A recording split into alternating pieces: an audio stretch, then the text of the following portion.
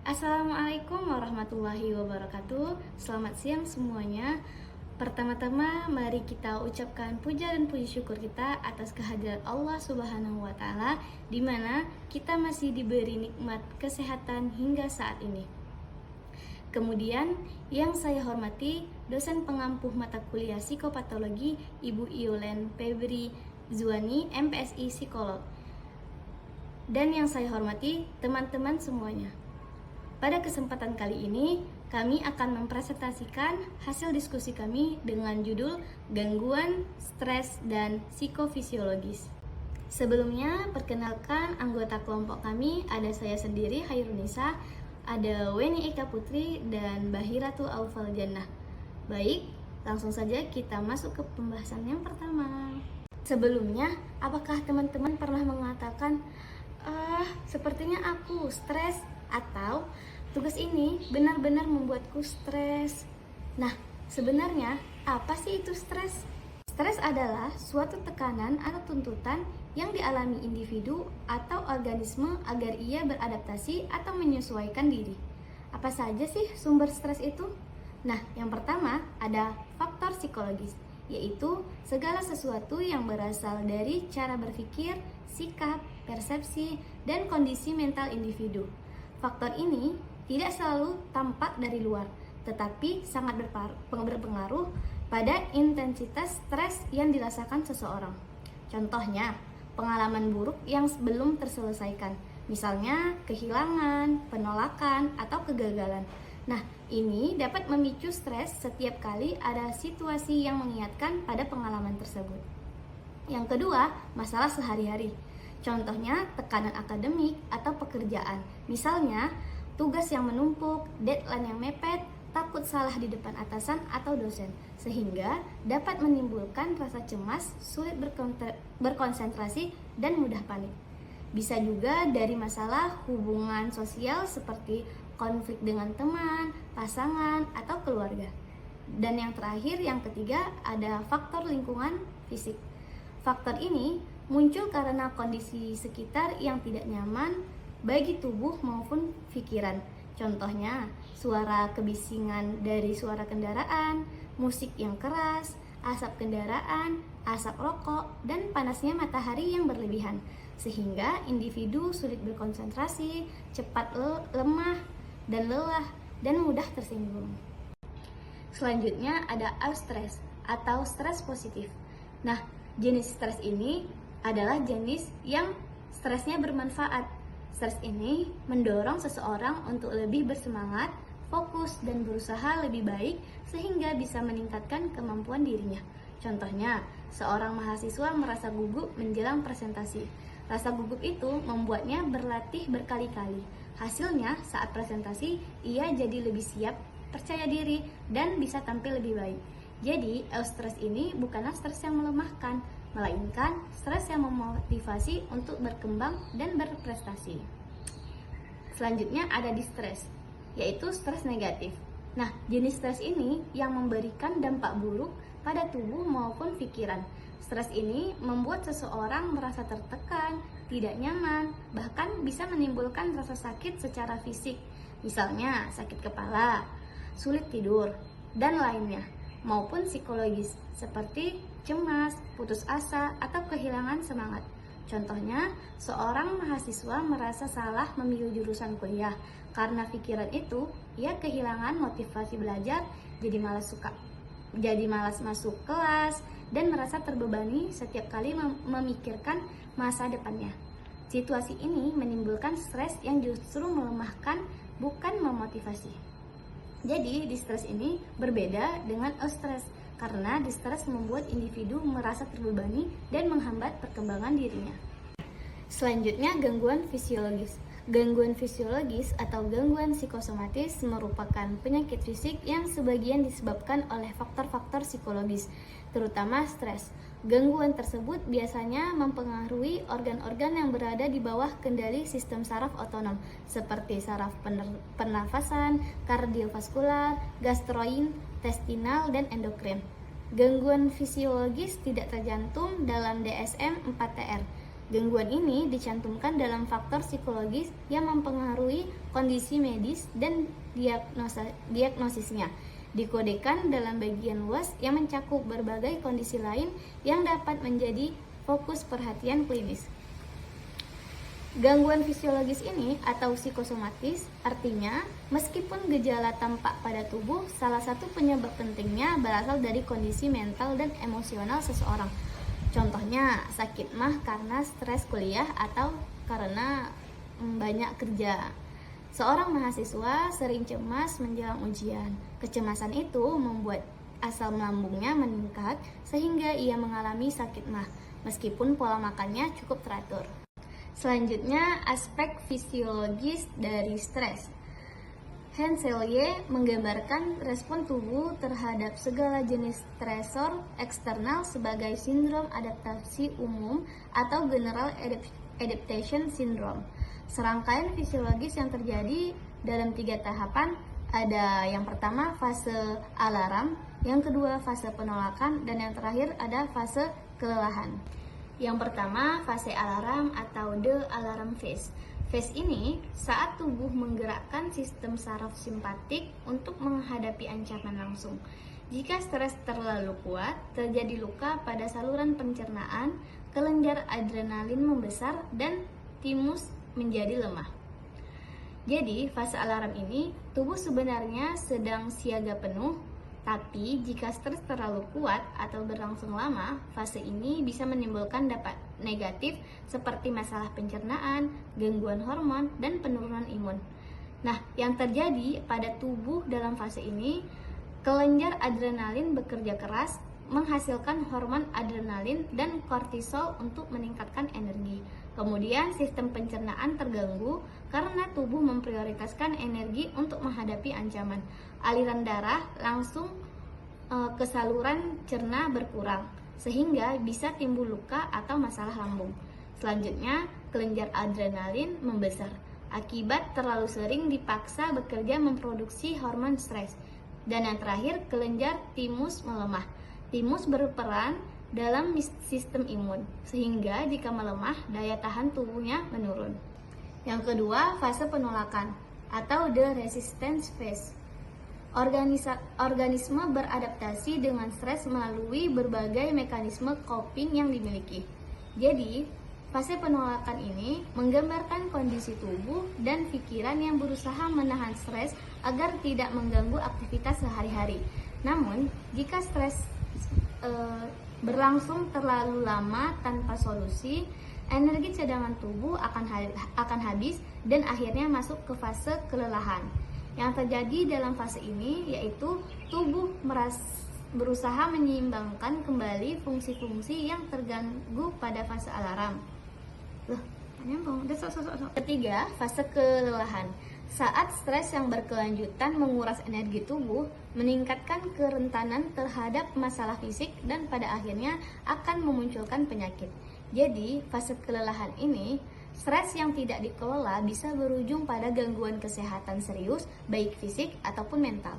Yang terjadi pada fase ini, yang pertama, tubuh menjadi lemah karena hormon stres terus diproduksi dan mengurangi energi. Yang kedua, sistem imun menurun. Tubuh lebih rentan terkena penyakit, misalnya flu, infeksi, tekanan darah tinggi, dan lain sebagainya. Yang ketiga, gejala fisik muncul.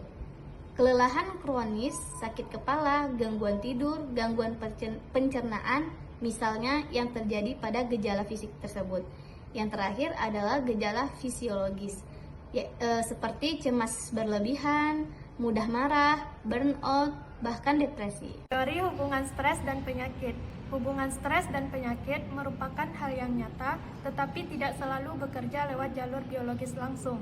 Kadang, efek stres itu muncul secara tidak langsung dengan mempengaruhi perilaku kesehatan seseorang. Misalnya, ketika seseorang mengalami stres, maka dia akan cenderung untuk tidur tidak cukup, makan tidak teratur, dan bahkan merokok dan mengonsumsi alkohol. Nah, sehingga pada akhirnya hal inilah yang menyebabkan melemahnya kesehatan seseorang dan meningkatnya resiko penyakit.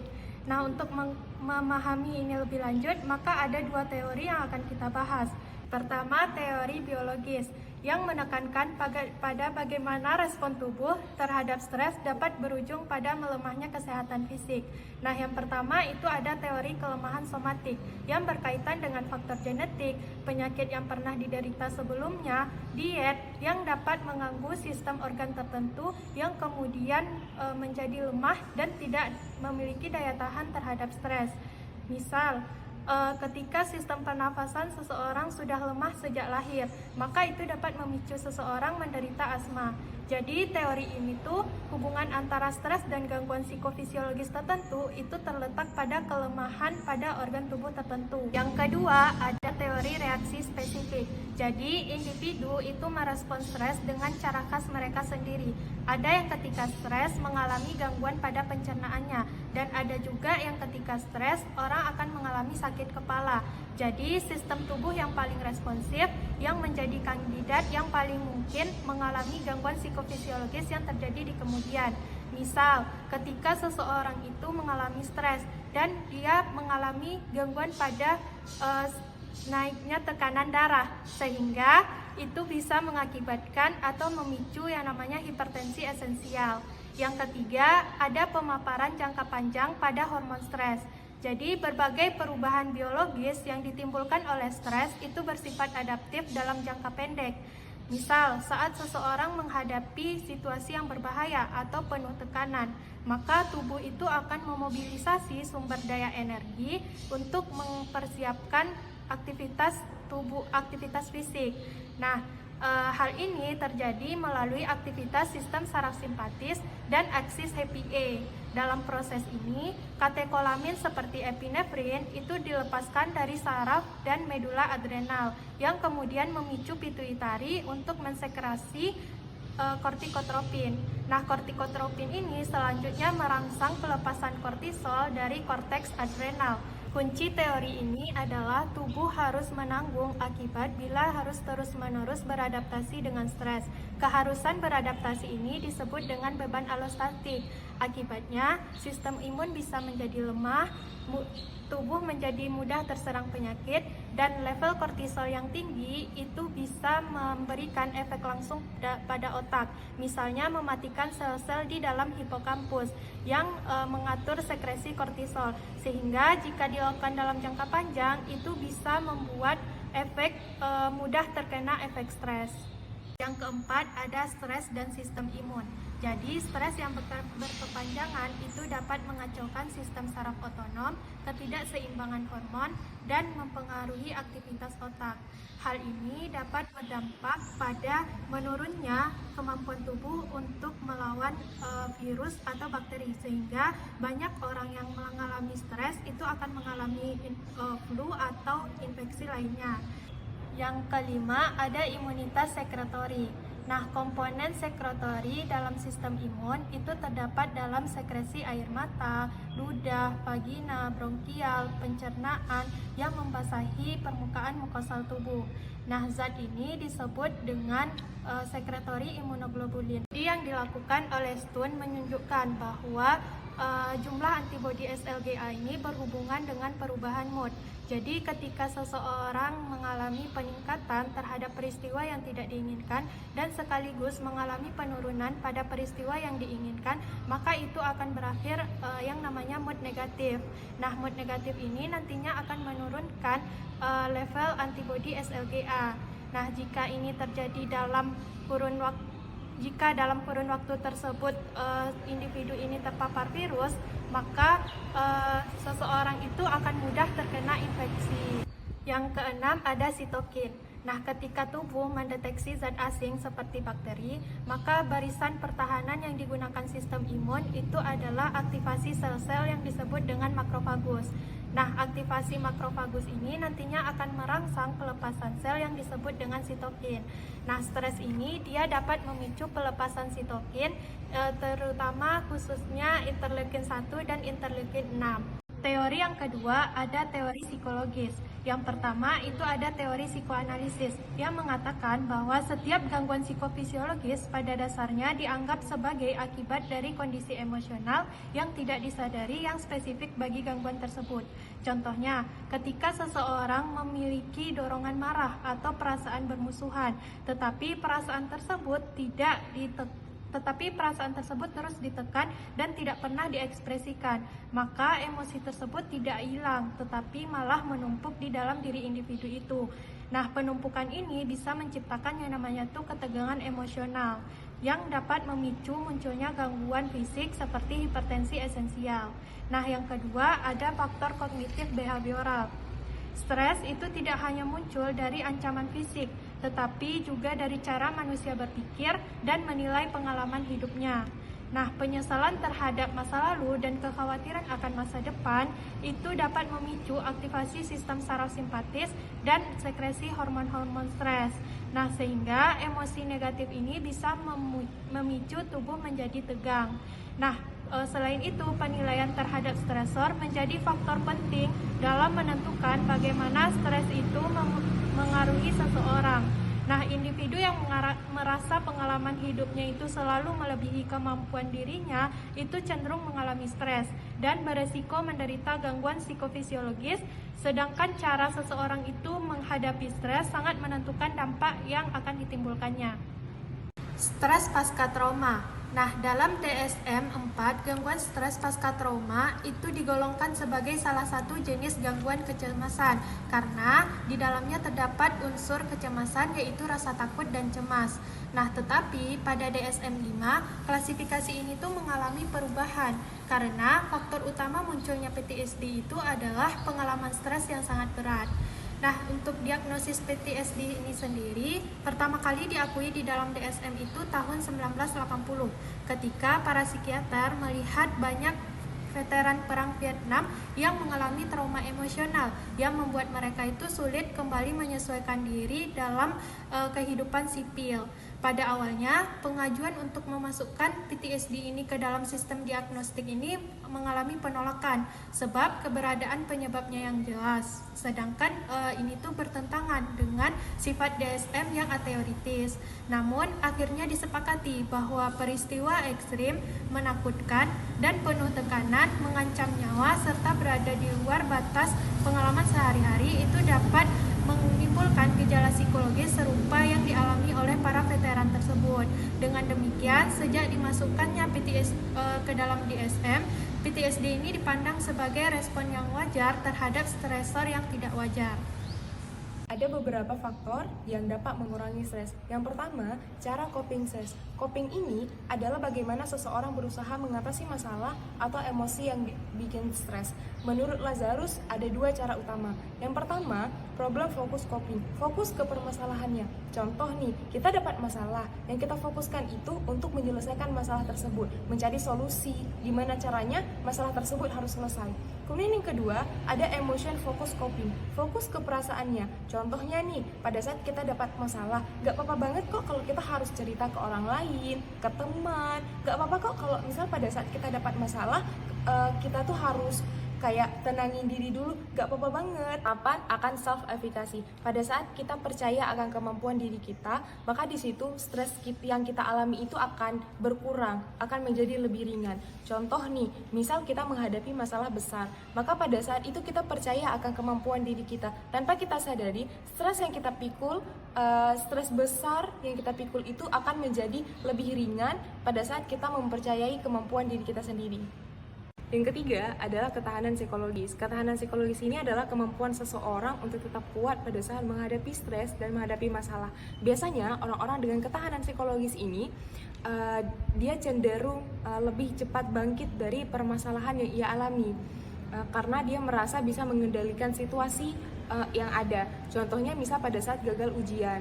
Jadi orang-orang yang punya ketahanan psikologis, dia cenderung akan mengatakan pada dirinya, oh nggak apa-apa, kita masih bisa belajar lebih giat lagi, seperti itu. Kemudian yang keempat ada optimis. Optimis ini adalah keyakinan bahwasanya keadaan akan baik-baik saja.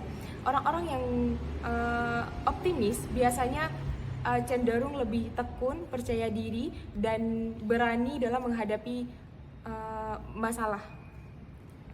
Biasanya contohnya itu kayak misalnya orang yang hendak wawancara pekerjaan.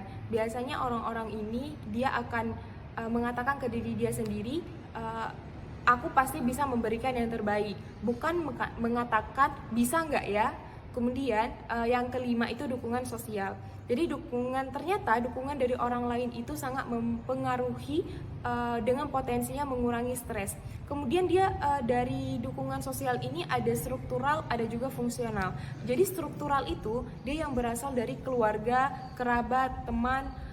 Kemudian sedangkan yang fungsional dia ini seperti perasaan diperhatikan, dipahami, kemudian perasaan didukung secara penuh.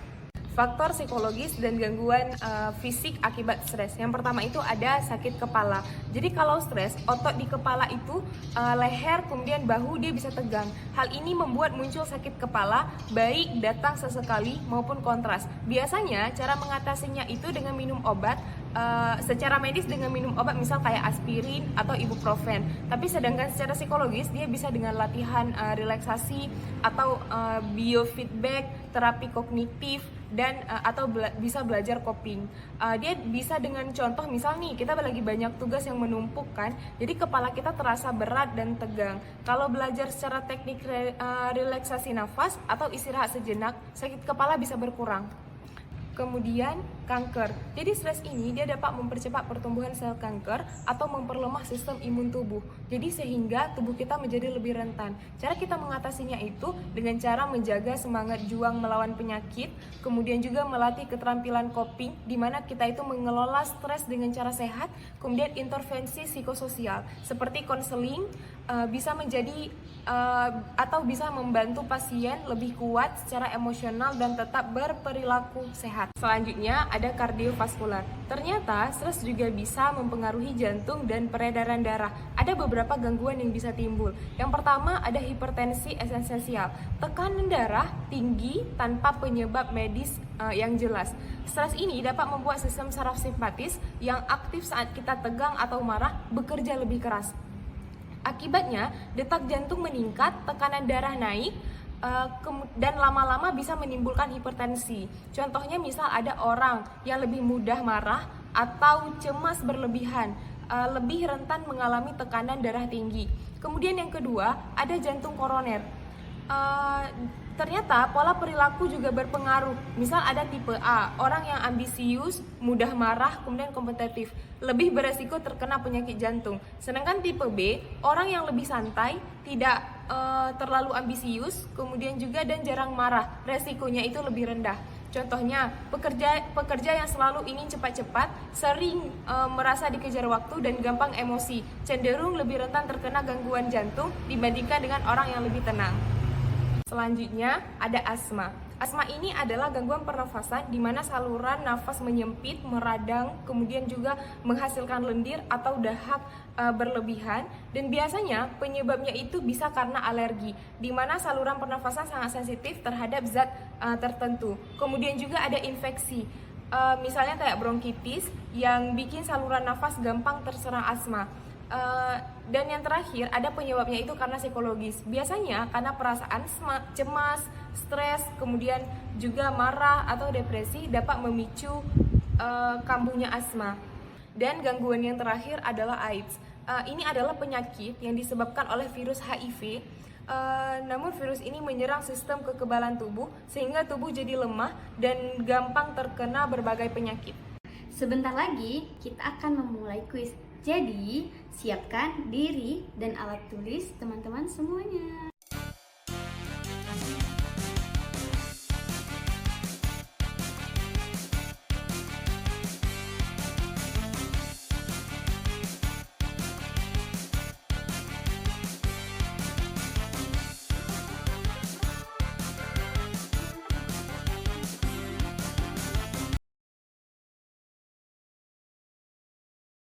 Jawabannya nomor 1 benar, nomor 2 benar, nomor 3 benar, nomor 4 salah, nomor 5 salah.